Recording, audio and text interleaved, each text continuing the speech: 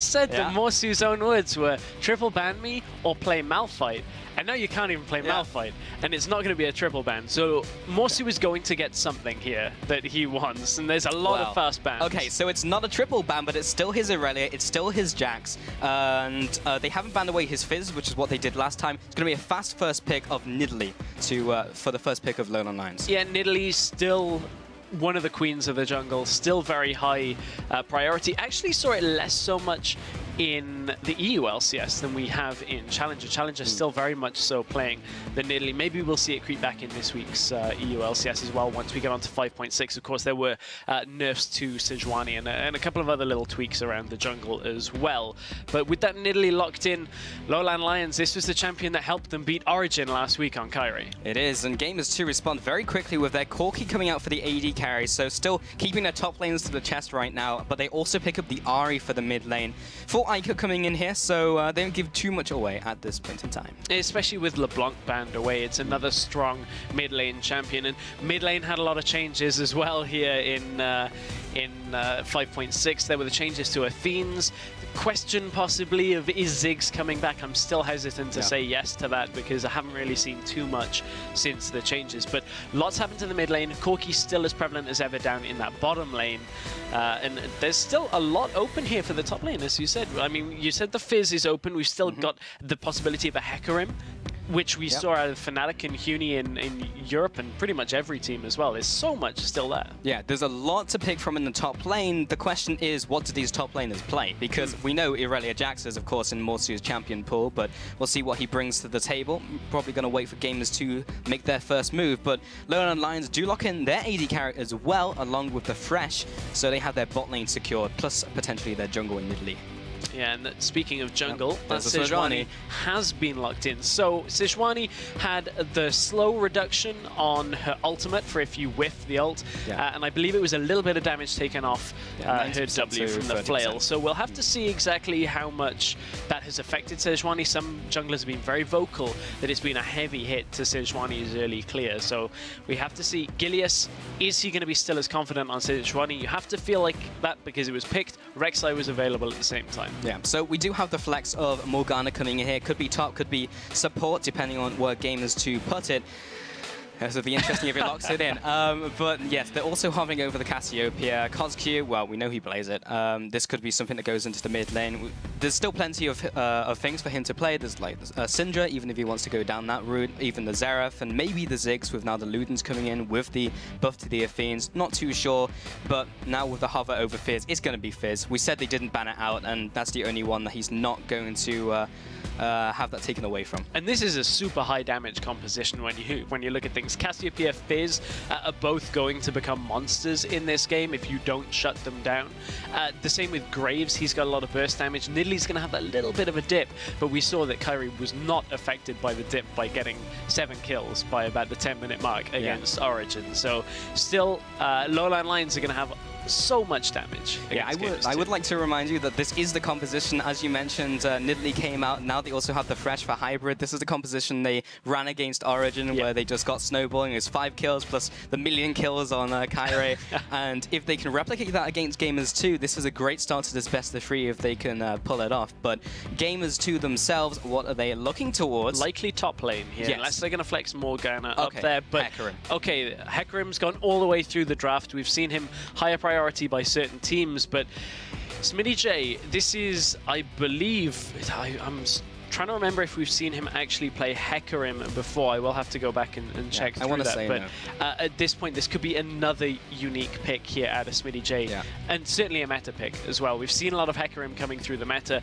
Can be fairly good against, or is fairly good against melee matchups. So we'll have to see exactly how Morsu can fare in the Fizz Hecarim matchup. Yeah, Hecarim to me just is like a Smitty J champion all over, right? Like he likes to go for the split pushes. The only thing I'm a little concerned about is how he deals with the teleports. And that's basically it. Because we saw Zazas play him twice last week, or the week before last week, rather, and it just failed every single time. He was actually playing into a Fresh like he is now, and he's got flayed away every single time he teleported in. But as the teams load onto the Rift, get your votes in for who you think will take the win by logging onto Twitter and using the hashtags LLLWin and G2Win. And we'll be checking in with your opinion later in the match. We will, and this is the first time we've seen Smitty J on Hecarim here in the European Challenger Series as well. On the other side of the map, this is actually going to be the third time for Fizz for Morsu. So we'll see how it goes. We will indeed, as we get into game and onto the Rift. LowLandLions versus Gamers2. This is the first game in our best of 3 here, ladies and gentlemen, our very first semifinals in the playoffs. And the winner of this will go to the live grand finals next week, which will be hijacking the LCS studio. And the teams will be there live. So very interested to see who comes out on top here, Stress. We're taking it. It's ours. I scouted it out last week. Oh, yeah? Got all Found the security. Found the Nice. weaknesses. We're taking it over. Just don't tell them, okay? Nobody tell them we're coming. Well, hopefully they have the Metal Gear guards where we can just sneak past and it's just like, oh, they're streaming from our studio. Let's see what Gamers2 are doing in the top side of the map, though. They're all congregated around there. Will they just set up this depth push facility? Oh, he catches them, but he gets catched himself. That's not a word, but he is going to go back to his turret.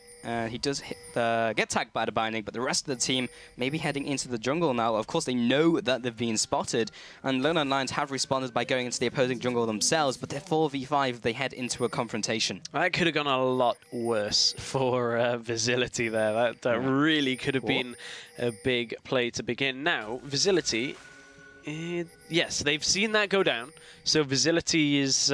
should know that's happening, and the rest of LowLandLions are around the back now. Gamers2 are a little bit boxed in, but there's no way Visility can actually get to the rest of his team without crossing the ward line here for LowLandLions. And Gamers2 are going to back away. They've both got deep vision into each other's jungle. However, there isn't actually vision to spot the lane swap as such from LowLandLions, and that may become problematic depending on exactly where G2 show themselves. Yeah, so Jeebus and Hiva have gone back to base and they will be heading into the bottom lane here, so they should get the dual lanes coming out. They did see Visility actually pass through that base gate ward, so they know he's heading into the bot side of the map. And now they definitely know he's here, and he's actually setting up the lane just in case it's the 2v1. So the problem about this, yes, he's going to set up the lane, but as it's, actually Hybrid, scrap the bottom lane because Ica, this is a very different type. There's the auto, CosQ follows up with some damage. There's the Ignite as well from Hybrid, so he burns out in the mid lane just to send Ica packing, and he will have to go back to base. He doesn't even bother spending the biscuits, and yeah, he's going to be out of commission for a couple seconds. But now that that Hybrid has realized that it's actually a 1 versus 2 right now in the bottom lane, Visility hasn't been able to push up and get any real farm done here. He's only on the 1 CS to 4. Now they're back to the 2v2. Should be okay, but that was a little touch and go there for Hybrid. Roam thinking it would have been a 1v1 in that bottom lane. Yeah, it's only put Visility a couple CS behind, but it's not going to feel the long-term impact. And we have to now wonder what the impact of this top lane is going to be now with Smitty J and Morsu going head-to-head. We didn't see Smitty J start with that flask on its own and then do a camp and teleport back.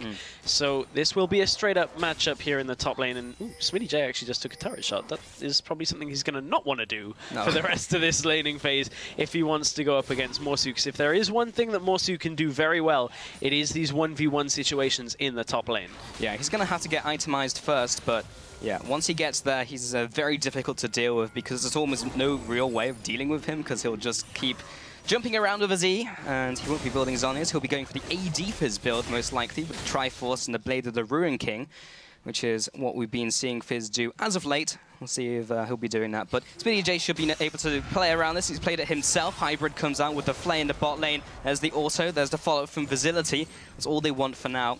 Hybrid is still spotted out by that ward, and Kyrie looking maybe to go from the backside and see if he can close in with this pincer movement. I've seen this kind of setup before, and this was pretty much what happened against Origin at about this time into the game. Kyrie, one spear. It landed. No follow-up from the hook from Hybrid, though. Literally inches away from Hiva. Even so, not quite the target they were looking for, as Jeebus was there, one under their crosshairs. But at this point, Kyrie has put enough pressure on this bottom side of the map. You can see the pressure on the middle lane as well that Kyrie's having. Just throws a spear in, but it's all from that roam from Hybrid, putting CosQ ahead early on. Just because they didn't really get anything from Ica, It did pass over the lane presence to this Cassiopeia, though. They chunked Ari so hard, but bottom lane, they're chunking Hiva. Yeah, Hybrid just never fails to land hooks. You saw it against Miffy as well. He just could not escape them. Hybrid is continuing to put down the pressure, and it means they are slightly ahead in this lane, but nothing to write home about just yet. And Gilius, just out of range, I think, of that ward to see that they were there. And Gilius will be heading through the rest of his jungle. As you mentioned, his early clear maybe not as good as it was, but he has gone for the Trailblazer, so he should be able to get through his jungle just fine now. Yeah, that'll help him out. Just keep clearing through. On the other hand, Kyrie hasn't yet opted for anything. If you think back, Kyrie has been one of the players that has opted for, I believe it's the tier build on Nidalee. We saw him rush that very, very early on. Oh, another hook lands in that bottom lane, and yes, they can't follow up, but every single time, G2 are getting pressured out. And this was the bottom lane that Visility was on his own in as they began this game, so they really didn't pressure out Graves at all in the early game. Yeah, this is also the Hiva who is continuing to not quite land his Black Shields. I don't think I've seen a single Black Shield that's gone in before the hook, and every single time Jeebus has been dragged in regardless, so needs to be a little sharper on those as the hooks keep landing. Mid lane, as you mentioned, significant advantage now to Cosq, 45 CS to 24 from Cosq in here. Neither have gone back just yet. Neither have really spent any of their potions either, so they're just mostly farming it out, and Cosq's getting the better of Ica.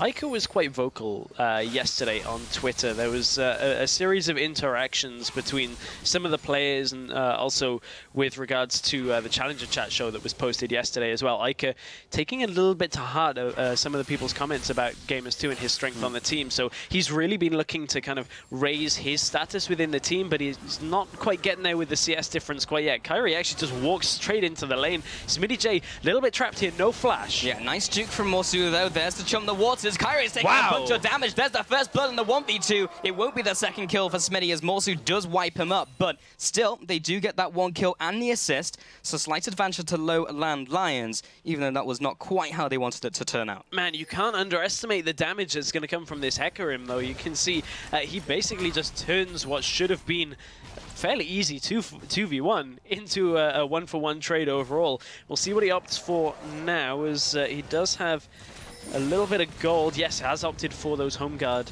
level 3 boots here. Will he use his teleport is the question, because he may very well require that. Now that he's got Home Guard, can just run out. And he's almost back in lane literally just a couple seconds ago.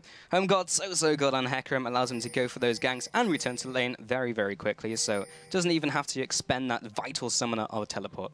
It also gives him quite a big burst of damage on that initial hit as well. It does. Comes in with the Sonic Boom, just with the E, so much damage as that translates with his passive. Something as well, SmittyJ is not a fan of Robot Unicorn attack. He's not, no. He's opted, however, for the Headless Horseman instead. It's a solid play. Let's see if it pans out. Morsu is continuing with his CS, and he's pretty much equal with Hecarim. So the Hecarim pick against those melee top laners has not quite put down the pressure that he may have wanted. We just have a large minion wave heading towards him. Gilius is going to be utilizing that minion wave to see if he can get in for a gank here. Morsu is very slippery with his E and his flash. See if he can get the kill off, as Smitty does not have his ult, but Gilius does, and his flash as well. Morsu is now feeling the attack. Gilius, well, he uses ultimate. There's the Arctic Assault. He burns the flash. Good gank. Gets the flash, yeah. Didn't even have to use his ultimate there. And we talked a little bit in Champion Select about the Sejuani changes. If you don't hit it, it's from a 90% slow down to about a 30% slow. And that is a massive difference if you don't hit that ult. But the Lantern in the bottom lane, a long trip, but Kyrie's there's the flash on the Arctic Assault. Ica from the mid lane as well with the Foxfires takes down Kyrie as he's trying to prowl through the jungle. SmittyJ in the top lane receives the Chum the Waters. There's a damage amp from Morsu as well. The auto attacks having to use SmittyJ's ultimate to get away from that. So Morsu takes control of the lane, but he's very low. He is very low, but you can see just how much damage Morsu can do in these situations. As we said, 1 versus 1. SmittyJ a little bit feeling the pressure in the trades, but still ahead in CS. Keep in mind, until Morsu really gets his flash up, though, he can't really risk going aggressive on Smitty when his ult is up. But now that Smitty's ult is down, Morsu may be able to just burst him. He's for the 1v1. Can he do the damage in time? Yes, he can. Urchin strike with a Seastone Trident. Gilius gets a little bit juked there by Morsu. There's the Arctic Assault. Needs to get a range for the Frost passive and get the Permafrost down, but he can't quite connect the auto attack. Morsu is going to be juking with the Urchin strike. He has E in 4 seconds. He just needs to buy time. He's got the ward coming down, but Iker's come in from the mid lane. Kozq in hot pursuit though. Morsu's got the minion dash, but he has the passive to try and reduce some of that. He's got the Urchin strike down. Kozq was on the hunt, but he was not in range to get taken out by Iker, and that's LowLandLions taking the dragon as well. Great individual play out of Morsu. Knew exactly the pathing he had to take to kind of juke Gilius out there, and if nothing else, wasted the time from the rest of gamers too, so they can take a dragon. LowLandLions now ahead, both in gold and in the dragons. That was a really good play. Yeah, you can just see that Iker all the way through. That was like, I wish I had bought boots, because that would have been enough to catch up. He, in fact, opted towards the Ruby Crystal instead for the extra tanky stats.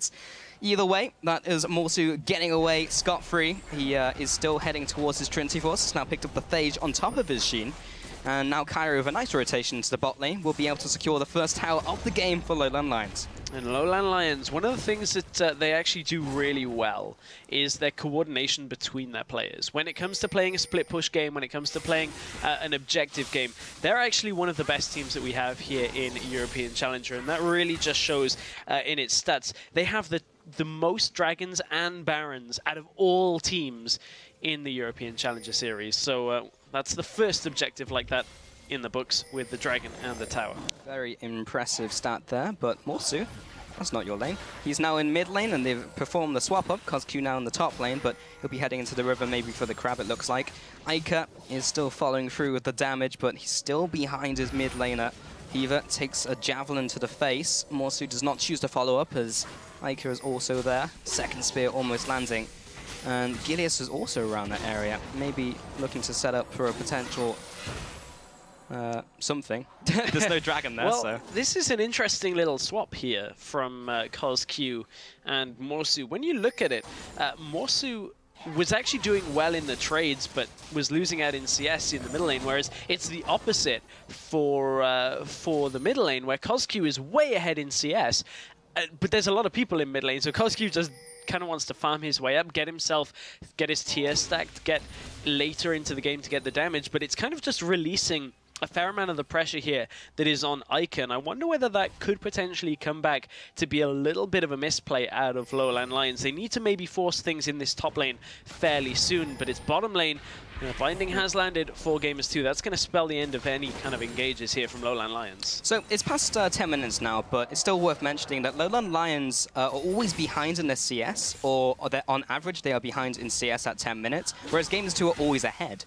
That is not the case this game, as Kozq is ahead in his mid lane. Ult's available. Smitty J in top lane. Nice juke over the back of the snake, but he's still chasing him down. Maybe for the kill. Onslaught of Shadows. He'll flash away. He'll burn the summoner. Kyrie comes out with a takedown pounce and gets the kill. That was a little too close for comfort, as Kozq has to burn both of his summoners. Yeah, Kozq really shouldn't have even had to use either of his summoners in that kind of situation. So, little bit of a misplay by Kozq, but Smitty J keeping themselves in it. However, it's bottom lane. Gilius is just going to show himself straight away. Ultimate is available. Minion wave pushing in. Nice ult, lands right onto Facility. Oh, the Lantern with the flash as well. There comes the Flay just in case he followed up. Hybrid, what a play.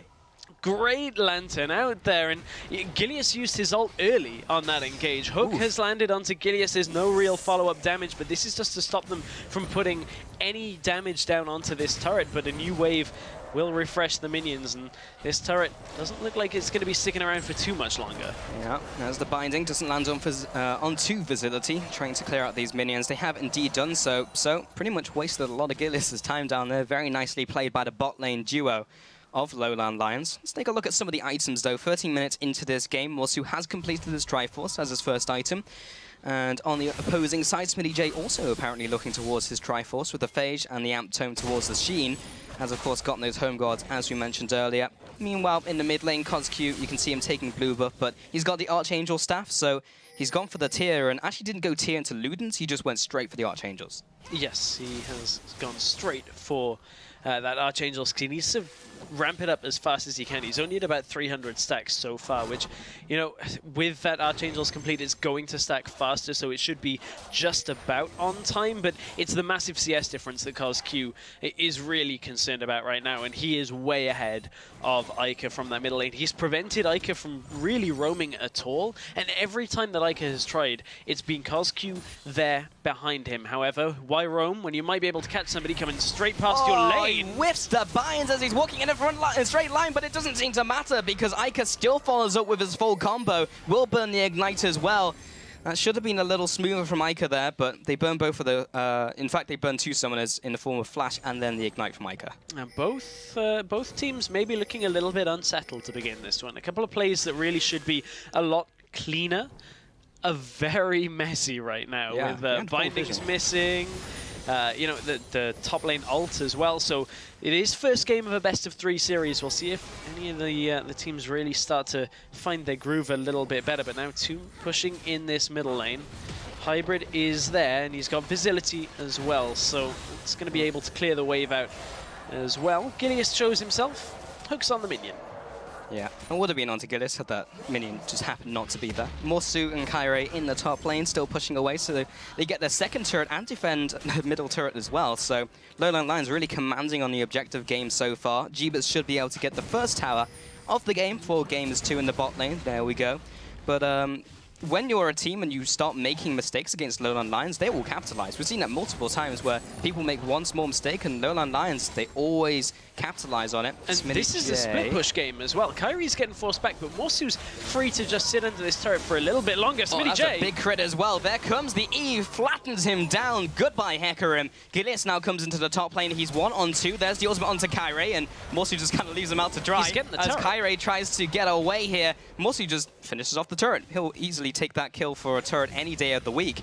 And LowLandLions continue to pull ahead. Really well balanced there by LowLandLions. They knew that they had the damage to kill Smitty J, and knew that Gilius had to pick one target. They get a turret from it. This split push game is really difficult to deal with, how coordinated the LowLandLions are, and Morsu is already pretty huge. 3-0-0 in this game so far. Well, we were definitely interested in how the top laners would interact because they are the focal points of the teams.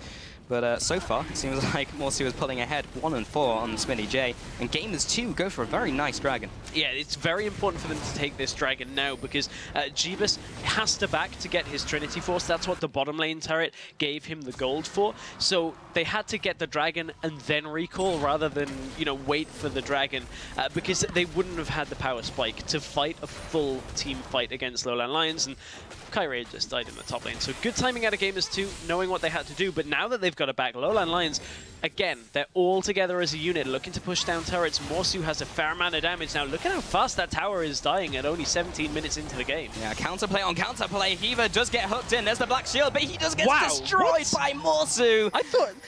Oh, that damage from Urchin Strike. I legitimately thought he'd flashed to the side, and he was just off the screen. I legitimately was like, well, there was no animation on that flash. No, he just got destroyed. Straight up 100-0. Yeah, the Sheen, the Seastone Trident from W, and then the Urchin Strike. Crazy. Literally 60% of Hiva's health. And now bot lane. This is just so good out of LowLandLions with how they're pushing.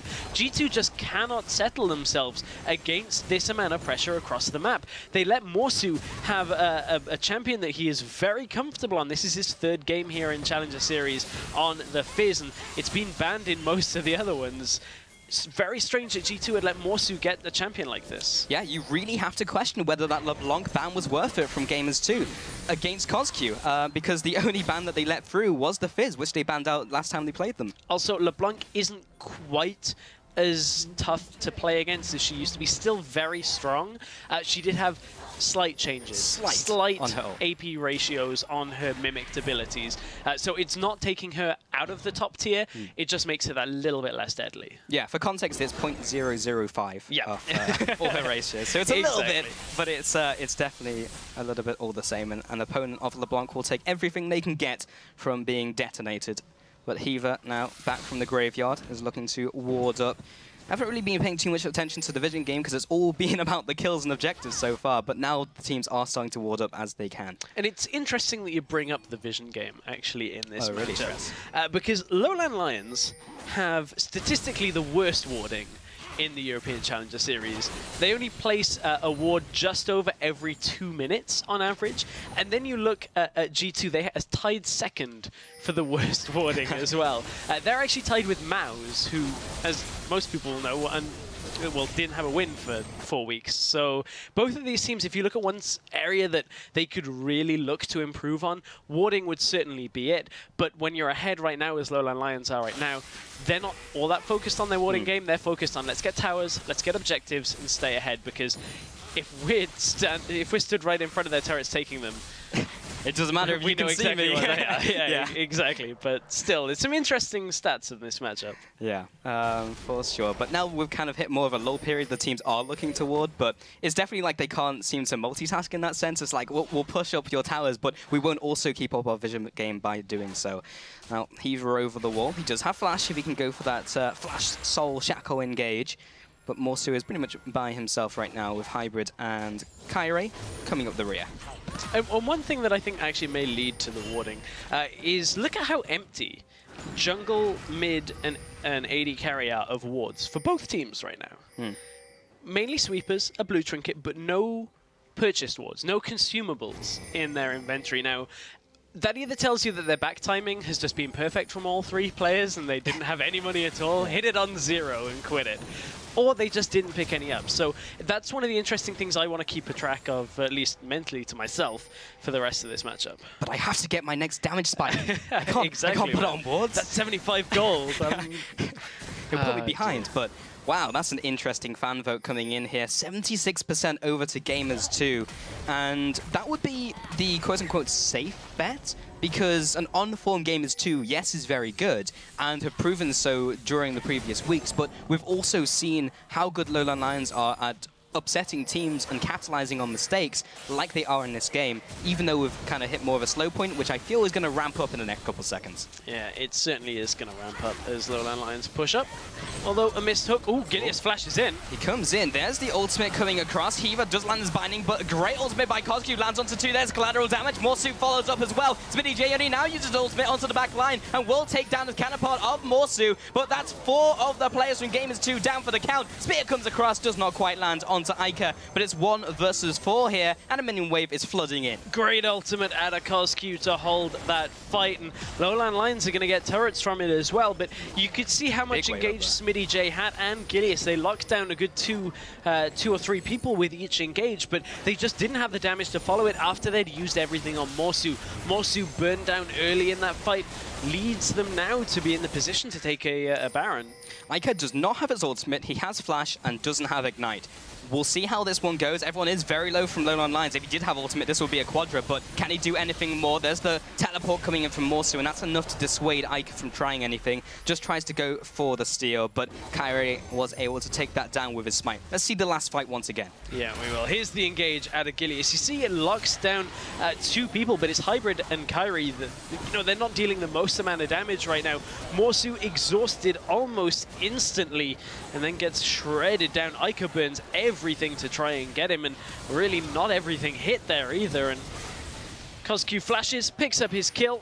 SmittyJ will be next to fall as well, but you can see just how much was burned trying to get Morsu down. And really, just that was the end of that team fight as soon as he fell. Well, following the Baron, it is now time for Dragon, and this will be their second Dragon of the game for LowLandLions coming in here. That will be easily going over them. There's nothing Gilius can do about it. And we haven't really seen a fight where Gamers 2 have initiated with a Hecarim and using what Hecarim is there for.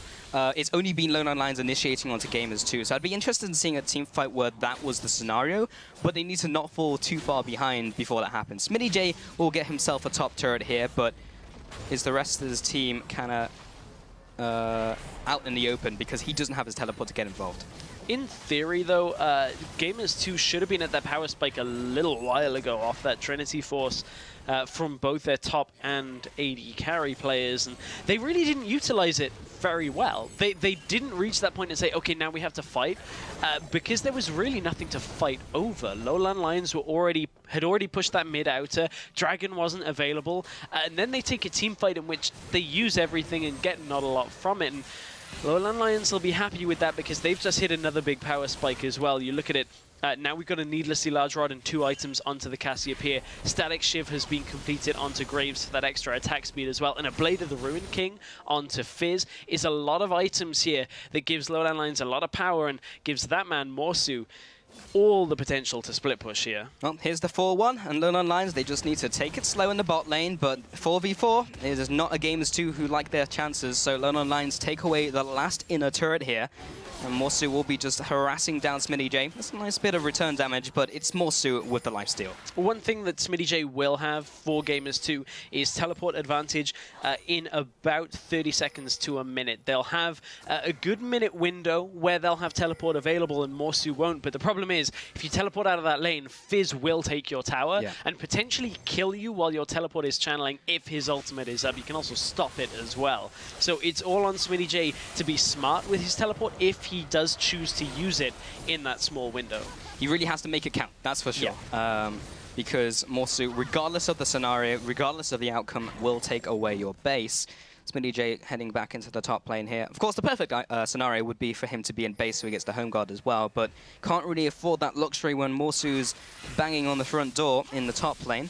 Coscute going to be securing these crabs. And you were talking about the items of item builds before, but Coscute has opted towards the Rylai's Crystal Scepter over what we've been seeing typically, and has now gone for a needlessly large rod. So perhaps looking for a death cap. Of course, that was one of the changes in 5.6, where now death cap and her passive stack additively rather than multiplicatively. So he actually loses around 12% damage when you get to the late game. That's difficult to say. Multiplicatively. Yes. I can't say that. I wouldn't have even tried if I hadn't tried that. I went all in. hey, you got it. It also changes a long, long time ago as well to the Rylai's Crystal Scepter that it meant it now applies on Twin Fang, I believe it was. Or the Q it was, I believe. The long, long change ago. Blast. Yes, exactly. But changes that have allowed Cassiopeia to bring that. Interestingly, as you mentioned earlier, I wonder whether this is going to be a Luden's Echo or whether it will be the Rabadons, because that's the other option that we've seen a couple of players. It is the Rabadons completed, so not opting for that heavy wave clear build with the Luden's Echo that we saw a couple of times in the EULCS. So differences here between challenger players' mentality and of course with the patch changes on 5.6. Yeah, also with the Rylai's, like once you start twin fanging someone, they're never going to get away. Yeah. Because it's single target slow versus the AoE, which is even more in Rylai's, so they're pretty dead. Gilius as well, he'll be melted by that build. I'm taking a look at Vigility for an interesting pickup. He's gone for his 2 damage items first, and he's now gone straight into a Quicksilver Sash. Yeah, that's a fairly early Quicksilver Sash when you look at things. That's the kind of timing you'd expect to see a Quicksilver Sash against a Zed. No Zed in this game. This is purely to QSS off a lot of the crowd control that Gamers 2 have, because he knows he doesn't need a Last Whisper right this second. And it's just important for him to stay alive in these fights. So very smart itemization. Hook is landed on Hiba into the shield. Well, see if it helps him this time around. He's going to wait for the stun to go down. Oh, he can just kill Morgana instead. Gilius now comes in with his big ultimate onto 2. Icarus now turns up in the fight. Hybrid should be falling. He finally goes down, and Smitty takes him out with the Rampage and the E. But Kyra is there to take him out. There's the ultimate finally. But a triple kill for Vigility. That was definitely a value pickup, and he didn't even need to use it. Morsu now onto Ica, lands the ultimate as well. There is the 5-for-1 ace from LowLandLions, all in a blink of an eye. They just turn it on Gamers 2, and this looks like it might be the game. It is going to be the game at this point. Still a good 20 seconds on most people. LowLandLions, we said their comp had damage, but they just destroyed Gamers 2. Wow, LowLandLions in this first semi-finals in the playoffs go 1-0 in this best of 3 against Gamers 2. Gamers 2 are not looking good for the rest of the series, Stress. Wow. I mean, Gamers 2 weren't expecting that damage. I wasn't expecting that damage. The only people that were expecting that team fight to go quite that heavily in their favor was LowLandLions. Yeah. Morsu teleports in, completely just blows everybody up. And, you know, that on the side of Vigility, he's had a fairly quiet round robin. That team fight shows up huge as well. Yeah, I mean, it was kind of quiet for like 5 minutes where it's just like, okay, let's just clear out the waves, let's stay in our base, and oh, we're dead, and oh, the game's done. Yeah, the game was done. Yeah, that's it. Very impressive from LowLandLions. That all came from Hiva and Jeebus trying to catch out LowLandLions in their own jungle. You have to think, did the warding play a factor into that? Did they know there were that many people there? Yeah. I mean, that happened so fast. I'm trying to kind of like keep it in my mind's eye on exactly how the game state was at that point. I know that Morsu was pushing in the bottom lane. Both top laners teleport in, and one does it just all happened so fast. I think is pretty much the bottom line of that one, Stress. Yeah, very well played. But that's the first game, and that means that LowLandLions is 1 game away from going into the playoff finals. And once you're into the finals, even if you lose, you still have a chance at promoting into the LCS by taking on one of the LCS teams. Or if you win, which will be a very tall task depending on who qualifies from tomorrow, you will just automatically promote into the LCS. You're in the LCS. Yeah, it's a short road. It's as simple as that. It is a short road. It's you know, it's the shortest road there really has been outside of the expansion tournament. When you look at it, as soon as you're in Challenger, it is such a good spot to climb your way up to the LCS. But you know, it's not there yet. Yeah, they can see it in the horizon. Let's not run before we can walk, because Gamers 2 are a team that should be competing more than what we just saw. Especially now they've brought on Soldier, who I believe was the Gravity analyst, who left the team a couple of weeks back. They brought him in, or they brought Soldier in, and what can they do? What can they do now with an analyst? What can they do between games 1 and 2? You have to think it's ban for his. Yeah. I think that might be a triple ban coming out. Yeah, because that was literally the only champion that they didn't ban out from the top lane, and they just tried to edge a LeBlanc ban in there, but even so, it didn't go down well. And if they were looking for instant results with their with Soldier, apparently it hasn't quite turned up just yet. Hasn't yet. There's still time. There's still time. It's not the end of the world. But it's minutes versus days, which they had before. Yeah, exactly. And you look at this game now. Gamers 2 are on the blue side in this next game, which means Morsu, should he choose to take it, has the counter pick for top lane regardless of what you ban. So if he's got something up his sleeve, which Morsu normally does, he's played Wukong and Fiora, so he's probably got something as a counter pick. That puts Gamers 2 in a very tough position. They have to rely on a solid strategy. They can't rely on outplaying now. Yes, very, very true. I'm kind of interested in what they're going to do for their pick and ban strategy, but we'll find out when we head into that second game. So we have to take a quick 3:30 break, but when we get back, LowLandLions and Gamers 2 take to the rift for round 2. We'll be right back.